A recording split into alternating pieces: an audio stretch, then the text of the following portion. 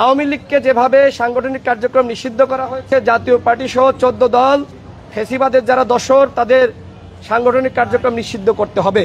নুরুল হক নূর এখনো পর্যন্ত হাসপাতালের বিছানায়, 6 দিন অতিবাহিত হচ্ছে, এখনো পর্যন্ত সেনাবাহিনীর এবং পুলিশ বাহিনীর যারা এই হামলার সাথে জড়িত ফুটেজ থাকা সত্ত্বেও এখনো পর্যন্ত তাদের কাউকে চিহ্নিত সাপেক্ষে তাদের বিরুদ্ধে ব্যবস্থা গৃহীত হয়নি।